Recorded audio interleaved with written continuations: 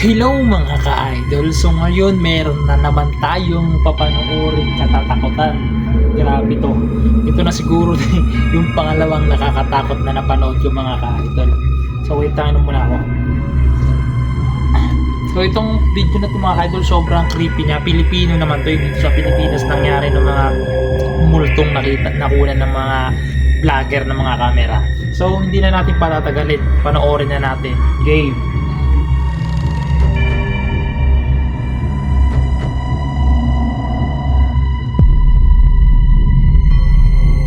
Ang video ito ay mula kay TikTok user team. Kuha ang video ito isang gabi habang sila ay nasa teacher's camp sa Baguio para sa kanilang school program. Pero habang nasa loob ng kwarto ang kanilang grupo, narinig nilang may kumatok sa pintuan. Agad naman itong binuksan ng isa sa kanyang mga kasama sa pag-aakalang may nagpipiro lang sa kanila.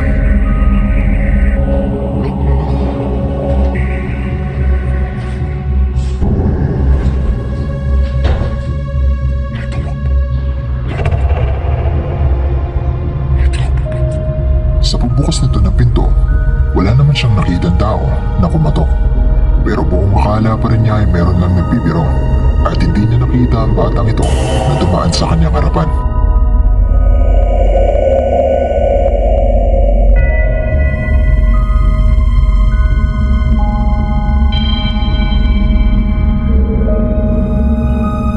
Ang video nito naman ay mula kay TikTok user, Isha. Kuha ang video ito habang sila ay nagre-relax lang at nagsa-soundtrip sa kanilang bahay. Pero nang makita na nila ang video, kinilabutan sila sa kanilang nakita.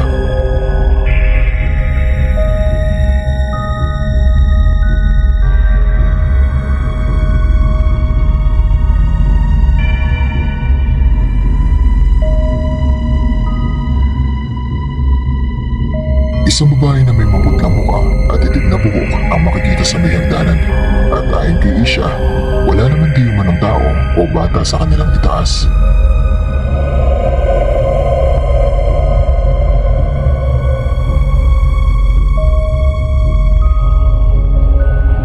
Ang ikatlong video naman ay mula kay TikTok user, Sepo. Ang video ito ay kuha di umano sa St. Paul University ng Dumaguete City na mabilis di umano kumalat at naging usap-usapan sa loob ng eskwelahan dahil di umano merong nakagip sa video na multo.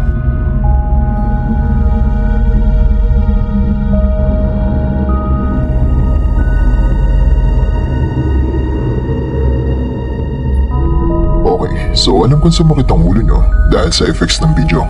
Pero makikita sa likuran ng babaeng ito na tila may tao na nakasilip sa kanila sa likod ng pintuan.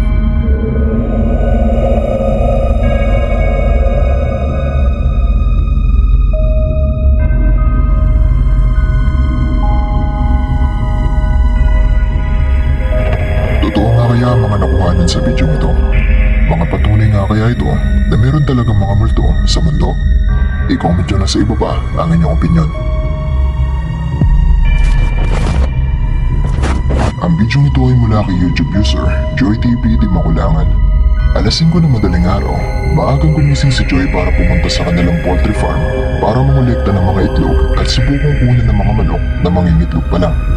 Pero sa umpisa pa lang ng kanyang vlog at habang naglalakad pa lang si Joy papunta sa kanilang poultry, meron siyang nakuhanan na hindi niya maipaliwanag magpasa hanggang ngayon.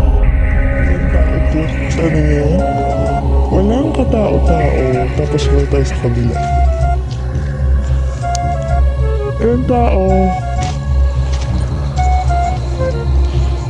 Yung tao. Magdidim hindi ko masyado makikita. Kahit pala nagdala ako ng flashlight.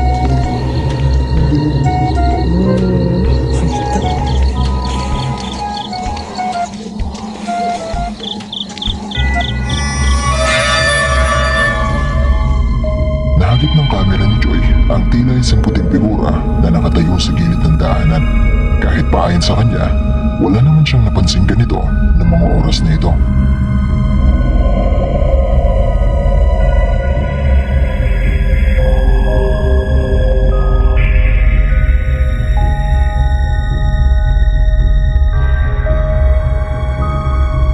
Totoo nga kaya ang kanyang mga nakuhanan sa video ito? Isa nga kaya itong multo? Kung hindi naman ito multo, Ano sa tingin niyo ang bagay na ito? Kung gusto niyo mapanood ang kabuuan ng video ito, bisitahin niyo lang ang kanyang YouTube channel na Joy TV Di Makulangan. Dahil sa video ito, naalala ko minsan ko nang naitampok na video na mula kay Master Gala na kung saan ay mistulang nakuhanan ang isang white lady na halos kamukha ng nakuhanan ni Joy.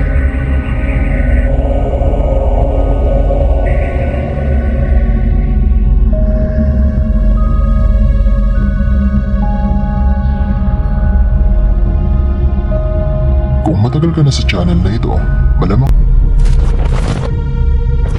unang muna sa ating listahan ang video na mula sa YouTube channel ni na Mark Heras at ng kanyang asawang si Nico, na kung saan habang ini-interview nila ang isa ring vlogger na si Kiefer Bros ay merong napansin ng mga viewers na kakaiba sa kanilang likuran. Rice pa. Sorry. With the extra rice! Si Madam po ang YP ni Idol Mark Heras. Yan, napakaganda po ni Madam. Oh, salamat po. Thank you. Ang lakas makagawa ko pagkatabi mo yung ganito eh, no? Nagulat na kami pagkakamit ko, no? Kaya tatuwa ka rin, no? Grabe, Thank you. you're charming nga. Oh my God. So basic. Charot. Ako, ano eh. Makikita sa likuran ni Kiefer na may sumilip mula sa isang kwarto na isang itim na imahe. May mga nagsasabi na isa lang din itong tao, habang may iba naman ay nagsasabi na isa itong multo. Pero kayo nang bahalang musga kung ano sa tingin niyo ang imaheng ito.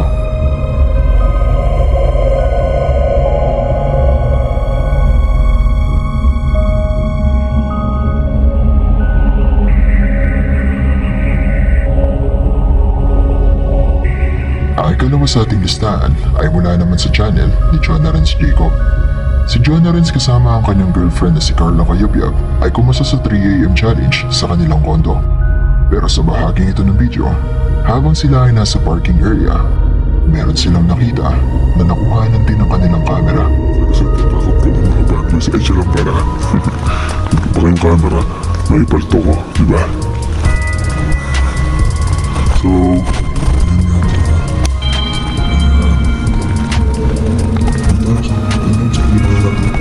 Pumunta tayo sa kinuhanan natin kanina. Boot.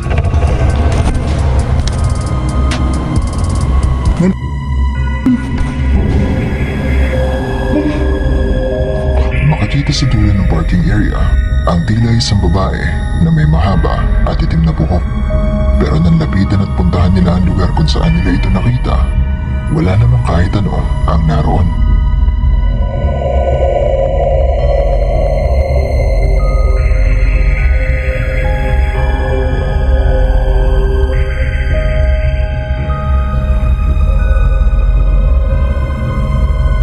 Ang ikatlo naman sa ating listahan ay mula sa YouTube channel na Jamil, na pagmamayari na magkasintahan na sina Jason at Camille. Ang video nito ay kuha sa kanilang 3 AM challenge, pero habang ine-edit na di umano ni Jason ang video, meron siyang napansin na talaga namang nakapangingilabot. Eh, dun sa kabila, kakaliwa kami, and then tataas kami, may balik panibagong elevator doon. So, ang goal natin, babe, sasakay tayo sa kabilang elevator. Alam ko walang elevator doon kasi Mataas tayo. Ay, kinakabahan ako. may kumalansing na. Ewan ko eh. Kumalakpak yata. Nung ako doon mga kailabalay mo, baka yung guard lang doon na gusto ko pipalis. Hindi, bakit nabisan po ka dyan?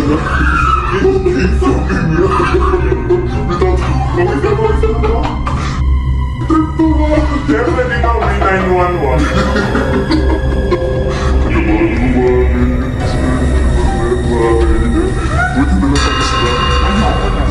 Matapos ang kanilang paglilibot, buong akala nila ay wala namang nangyaring kakaiba. Pero makikita sa bahaging ito ng video, ang tila isang buhok o itim na figura.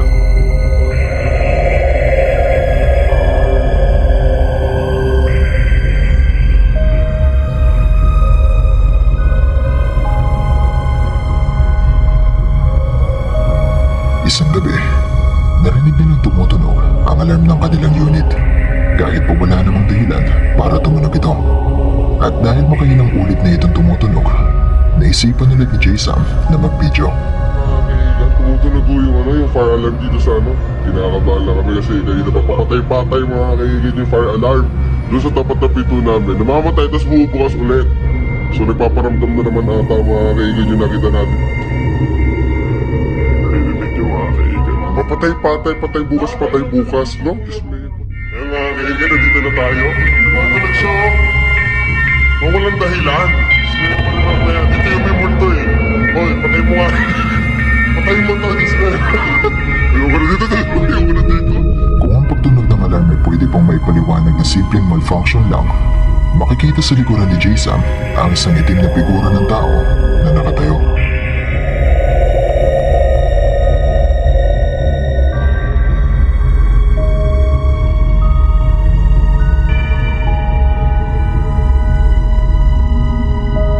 Totoo nga kaya ang mga video ito na mula sa mga Pinoy vloggers? Makamulto nga kaya ang kanilang nakuhanan sa video? O ang lahat ng ito ay isa lang ding hoax o marketing strategy? Kayo nang bahalang musga.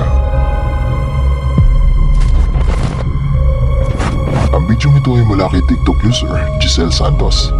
Isang araw si Giselle at ang kanyang asawa ay nakatanggap ng notification mula sa kanilang CCTV na meron itong nadetect na paggalaw. Pero kung nakapagtataka dito, wala naman di man ang taong naroon ng mga oras na yon. Kaya chinik nila agad ang kuha ng CCTV at kinalabutan sila nang makita nila ito.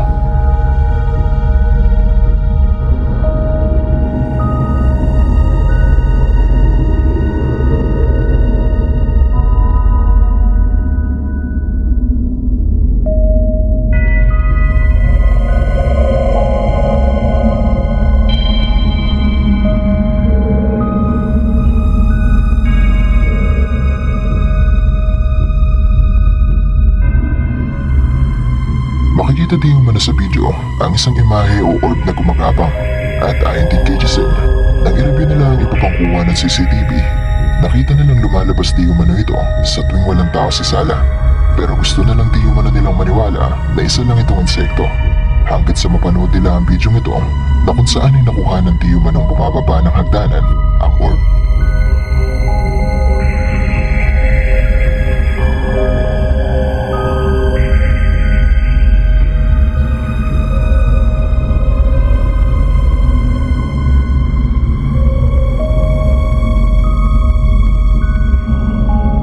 Makikita ang unti-unting paggalaw ng imahe mula sa hagdanan hanggang sa sahig ng bahay.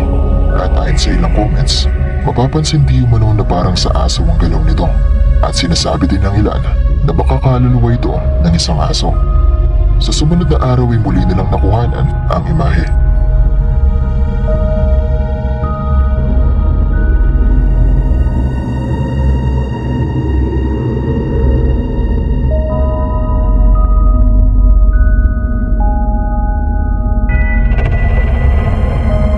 Sa video ito makikita naman di umano ang imahe na mistulang sumampas sa sofa at tumalon papunta sa hagdanan.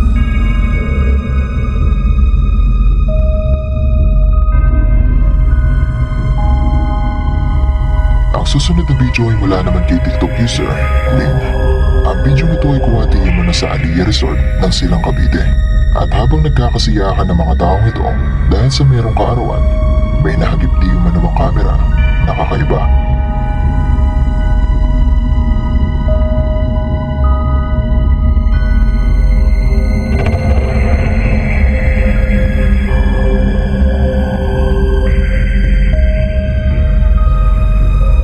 Makikita sa video ang tila isang batang babae na may puting kasuotan at nakatayo lang sa madilim na sulok ng resort. Ayon sa ilang comments, may suot din man na face mask ang isang ito. Pero sa tingin ko ay hindi naman ito face mask kundi bahagi ng kanyang dress. Dahil ito ang kanyang leeg at ito naman ang kanyang mukha.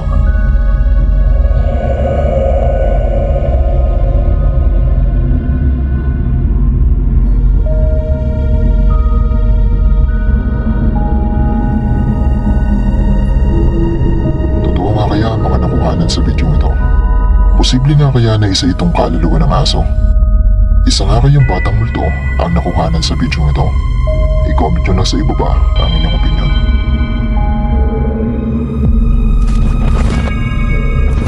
Si Baron the Ghost Hunter na isa sa mga pinakaunang Pinoy Ghost Hunter dito sa YouTube ay sinubukan maglibot ng mag-isa sa Himlayang Kabitenyo na isang sementeryo na kung saan ay napabalitang may natagpo ang dalagita na wala ng buhay. At ayon sa kwento ng mga guard ng sementeryo, tuwing gabi ay nakakarinig sila ng pag-iyak ng isang babae.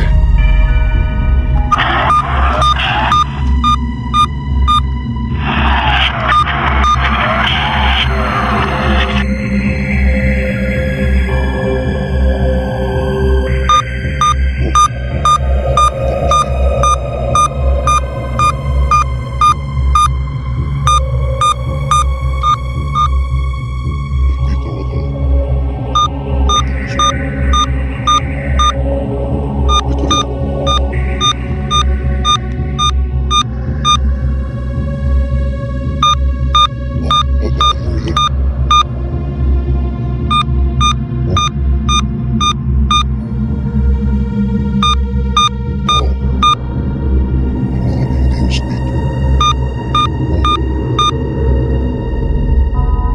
Habang naglilibot si Baron, gumamit siya ng EMF meter para malaman kung meron ba itong madedetect. At ilang saglit lang ang lumipas. Nang itapat niya ito sa mga nicho, ay umilaw ito. Sa pagpapatuloy, nagumpisa na makarinig si Baron ng mga ingay sa loob. Tingnan niyo ako. May nakita kayo natin.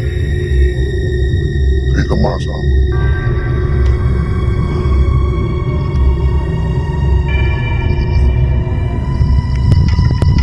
Hey, what the? Ano yun?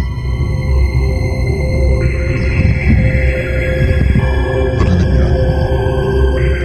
Oh, Di pa siya nagtatapos dahil nakarinig na rin si Baron na tila may umiiyak.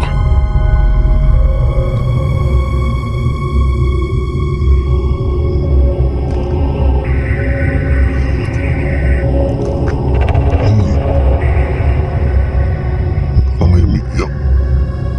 Ewan ko lang kung ako nasa video. At sa bahaging ito ng video, sa tingin ko ay narinig ko din ito. Kakaiba yung ano nila dito. Apartment style pero ang laki. Apartment style pero ang laki. Apartment style pero ang laki. Apartment style pero ang laki. Ito nga kaya ang sinasabing boses ng isang babae na umiiyak. Ito rin kaya ang kaluluwa ng dalagita na natagpuang wala ng buhay sa sementeryo. Ano't ano pa man, hiling ko ang kapayapaan ng kanyang kaluluwa.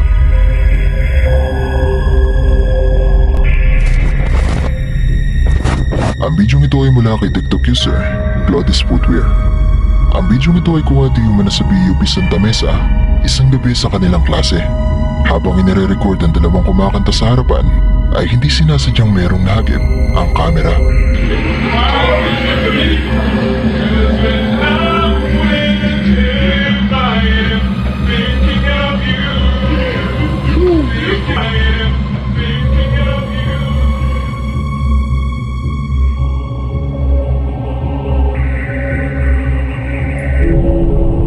Nakita mo ba?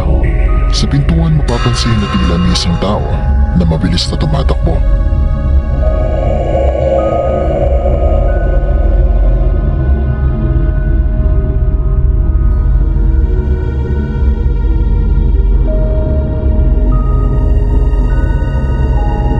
May mga nagsasabi sa comments na isa itong batang multo dahil sa taas nito.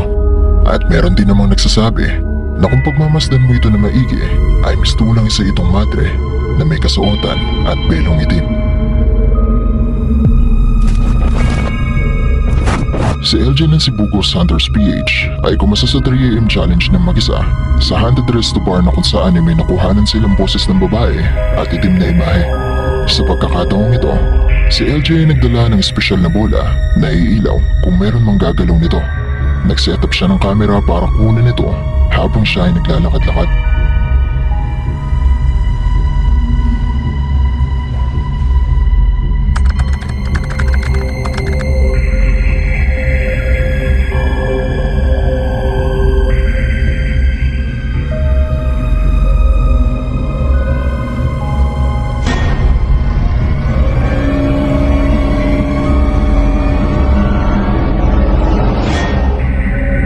si LG ay naglilibot at malayo sa mga bola, bigla na lang gumalaw ang isa sa mga ito na indikasyon na merong lumapit at gumalaw dito.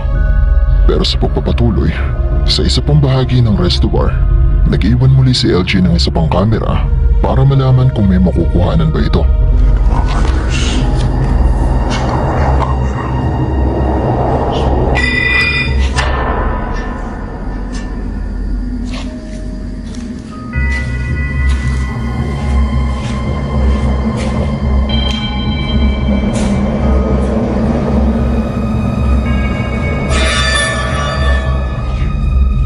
Nang makarinig si LG ng ingay mula sa malayo, agad naman niya itong pinuntahan. Pero habang nagre-record ang iniwan niyang kamera, nakuhanan nito na tila may isang tao na nakaputing damit ang bigla na lang lumitaw.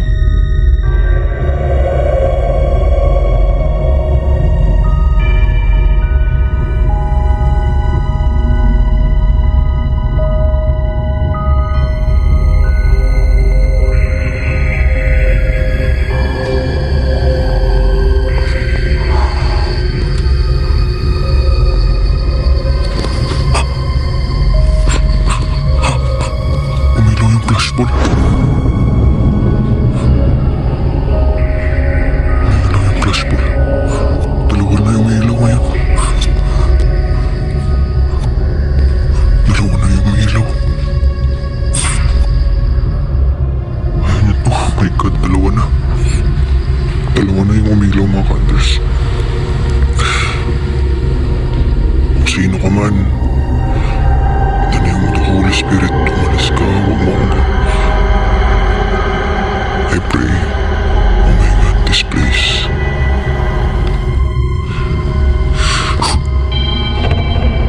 Footsteps.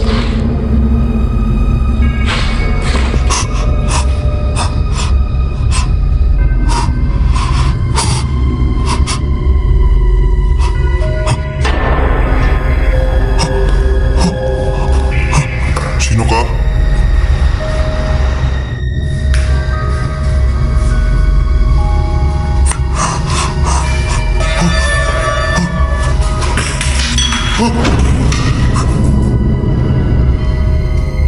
Sa ikalawang pagkakataon, muling umilaw ang mga bola at muling nagpakita ang puting imahe na tila walang ulo. At sa pagkakataong ito ay nakita na ito ni LG. Pero di pa siya nagtatapos dahil bago pa niya maisipan tapusin ang kanyang video ay muli niya itong nakuhanan.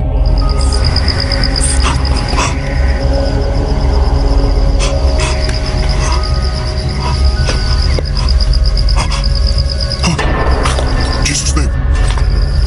In Jesus' name.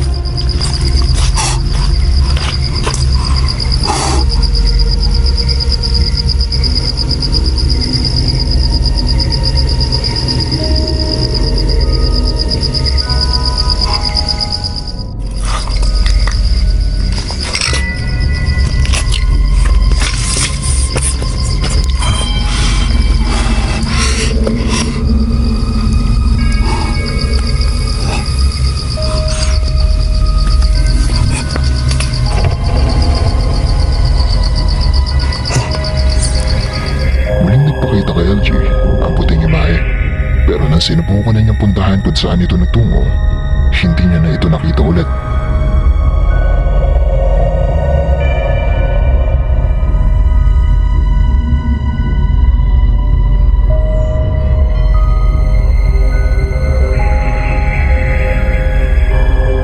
Heto pa ang isa.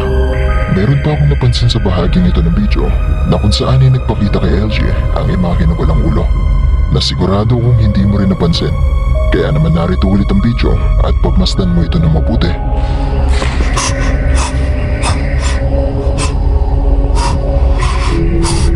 Ngayon, nakita mo na ba?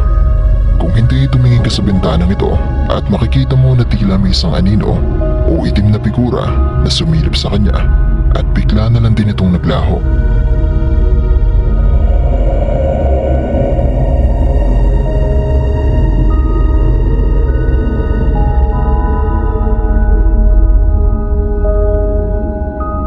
Kung Kung matatandaan nyo sa una nilang video sa resto bar, ay sinabi nilang may nakikita di man ng white lady dito, ang mga dating empleyado nito. Pero posible nga kaya na ito ang white lady na yon? Haunted nga kaya ang lugar na ito? Kayo, ano sa palagay nyo?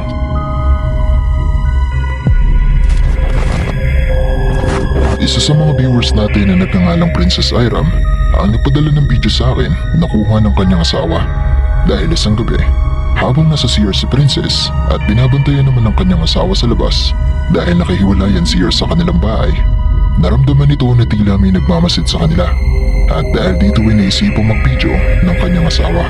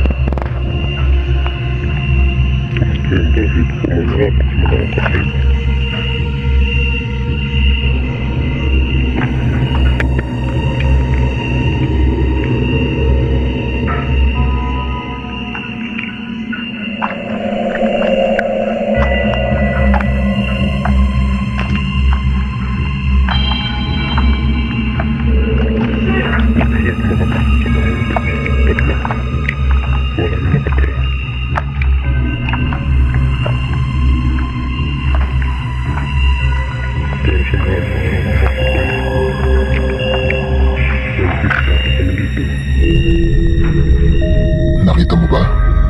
Hindi ko rin ito napansin nung una, pero makikita sa video ito na merong nakatayo na isang puting figura na nung umpisa ng video ay wala naman sa lugar na ito. At nang makalapit na ang kanyang asawa dito, wala namang kahit ano na naroon.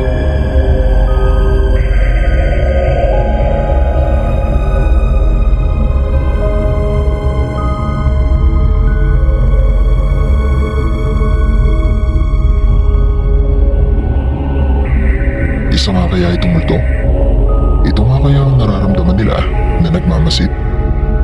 O isa lang din itong tao na napadaan lang? Pero kayo, minsan nyo na rin bang naramdaman na parang may nakatingin sa inyo?